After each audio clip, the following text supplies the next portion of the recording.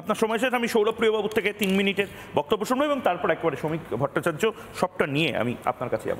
ভাই কাশেম অনেক কথা বলল, সেখানে দাঁড়িয়ে প্রথমে বলবো ভারতবর্ষ হচ্ছে ধর্মনিরপেক্ষ গণতান্ত্রিক দেশ। ফিরহাদ হাকিম সকালবেলায় শিবের মাথায় জল ঢালে, বিকালবেলায় গিয়ে নামাজ পড়ে। সেখানে মনে রাখার দরকার যে কাজী নজরুল ইসলাম তিনি মুসলিম ধর্মের ছিলেন, হ্যাঁ তিনি মাতারার সঙ্গীত লিখেছিলেন। আর শ্রী শ্রী রামকৃষ্ণ পরমহংসদেব তিনি নিজে একজন হিন্দু হয়ে ইসলাম ধর্ম গ্রহণ করেছিলেন। নেতাজি সুভাষচন্দ্র বসুর প্রধান সেনাপতির নাম ছিল আবিদ হাসান।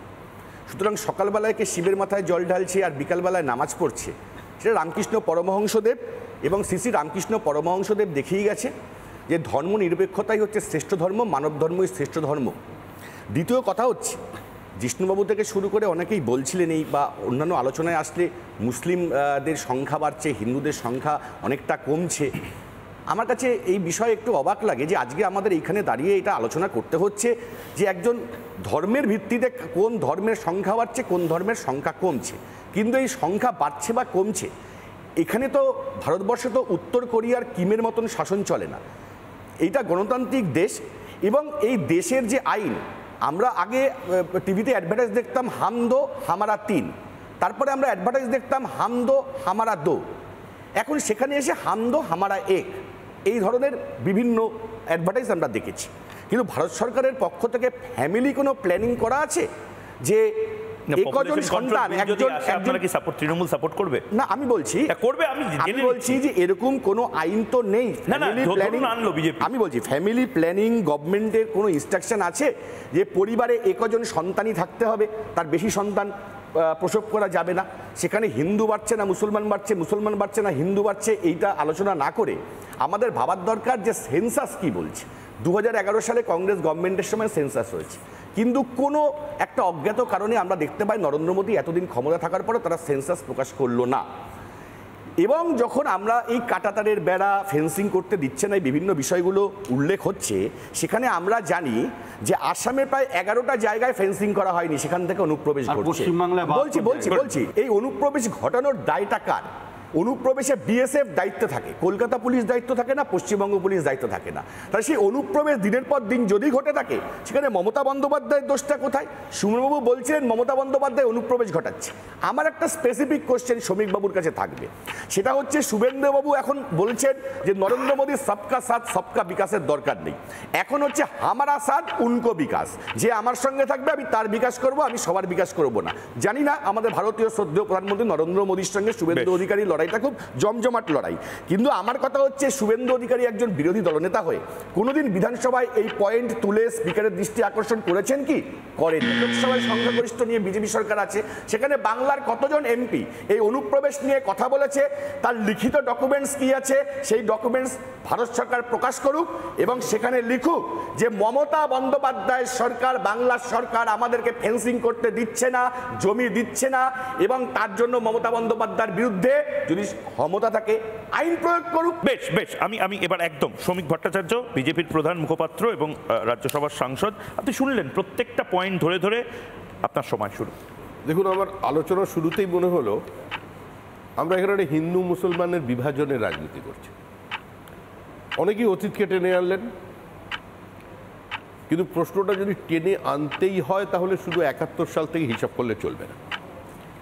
আমাদের উপরে যে উদ্বাস্তুর চাপ এসেছিল সেটা এসেছিল 1947 সাল। 1946 সালের গ্রেট ক্যালকাটা কিলিং, ঠিক সেই সময় বামপন্থীদের ভূমিকা, যারা ভারতবর্ষকে 28টা ছোট ছোট রাষ্ট্রে বিভক্ত করে তবে ব্রিটিশকে স্বাধীনতা হস্তান্তর করবার জন্য লিখিত আকারে প্রস্তাব দিয়েছিলেন, ম্যাপ পর্যন্ত তৈরি করে দিয়েছিলেন। সে সময় এখানে একটা আন্দোলন শুরু হয়েছিল, স্বাধীন বাংলা আন্দোলনের সূত্রপাত করেন সোহরাওয়ার্দী। বিরোধিতা করেছিলেন প্রথম অবস্থায় জিন্না বলেছিলেন কলকাতা না পাইলে এটা মত ইটেন বেঙ্গল, এটা আমার প্রয়োজন নেই। সোহরাওয়ার্দী স্পেশাল ট্রেনে মধ্যরাতে তিনি ট্রেন নিয়ে গেলেন, গিয়ে বোঝালেন যে আমি এখন পৃথক হয়ে যেতে চাই, পরবর্তীকালে আমি এটা সিসিট করছি না, আমি এর মধ্যে ঢুকে যাব। জিন্না চুপ করে গেলেন।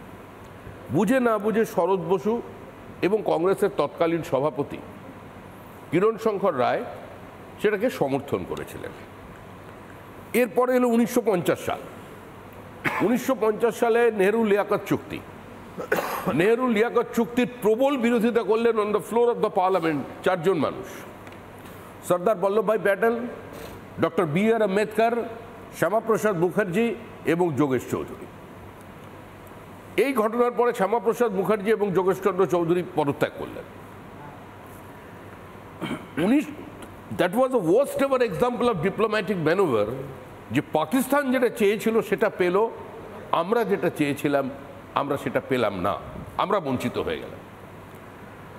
50 সালে ডক্টর বিধানচন্দ্র রায়কে নেহেরু অত্যন্ত কড়া ভাষায় একটা চিঠি লিখলেন যে তুমি ওখানে হিন্দু শরণার্থীদের আশ্রয় দিচ্ছ বাংলায় এত বেশি করে, যেটা ভারতবর্ষের মূল চিন্তাভাবনার বা ভারতীয় সংবিধানের যে আত্মা সেটার বিরোধী। It is detrimental to the basic fundamental of Indian philosophy. আমার দল এটা এটা এটা পণ্ডিত নেহরুকে নিজের লেখার চিঠি ডক্টর লিখেছেন বিধানচন্দ্র রায়কে, যদিও বিধানচন্দ্র রায় সেটার সেই চিঠির খুব একটা গুরুত্ব দেননি, তিনি তার মতো করে কাজ করে চলে গিয়েছিলেন। এখন আমি বলছি প্রশ্নটা শুধু হিন্দু মুসলমানের নয়, এটা মানসিকতা। যদি নজরুল ইসলামের শ্যামাসঙ্গীত লিখতে অসুবিধা না হতে পারে, যদি সৈয়দ মুস্তাফা আলীর কোনো আরবি ফার্সি শব্দ ব্যবহার না করেও তার মতো একজন প্রতিভাবান মানুষ বাঙালির চেতনে, বাঙালির মননে আজকে তিনি একটা প্রতিষ্ঠা পেতে পারেন, তাহলে আমরা এখানে হঠাৎ ভয় পাচ্ছি কেন? পরিবর্তনটা কেন হচ্ছে? পরিবর্তন হচ্ছে যে কিছু কিছু ভাষা বদলে যাচ্ছে। দেখুন, আমি বসিরহাটের 17 মাসের এমএলএ ছিলাম। আপনি একজন মুসলমান, আমি এখানে দায়িত্ব নিয়ে বলছি, একজন মুসলমান বসিরহাটের বার করতে পারবেন না যিনি আমার সম্পর্কে আমার বিরুদ্ধে কথা বলবেন। আমি হেরে গেছি ওখানে, একজন পারবেন না আপনি। আমি এটা আমার challenge on the floor of the house, একজন মুসলমান আমার বিরুদ্ধে কথা বলবে না। কিন্তু আমি আপনাকে বলছি, একটি ঘটনা আমাকে ব্যথিত করলো।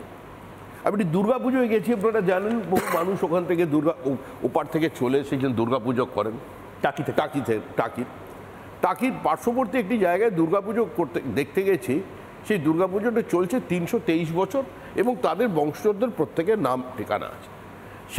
তার বিশেষত্ব কী ছিল যে যখন বরণ করা হবে, বরণের পর যখন মা দুর্গাকে নামানো হবে মঞ্চ থেকে, তখন একজন মুসলিম পরিবার একদম তারই পাশে থাকেন, ধারাবাহিকভাবে ওই মুসলিম পরিবার তার কাঠামোটাকে কাটবেন এবং কাটবার পরেই তবেই মা সেখান থেকে বিসর্জনে যাবেন। কিন্তু আমাকে দিয়ে গিয়ে বললেন যে 3 বছর বন্ধ আছে। কেন? বলে বন্ধ করে দেওয়া হয়েছে, বলে করানো যাবে না। আমি বললাম সেই ভদ্রলোককে পাওয়া যাবে? মানে ওই পরিবারের যিনি সবচেয়ে বয়োজ্যেষ্ঠ তিনি এটা কাজ করেন, এটা যুগ যুগ ধরে চলছে।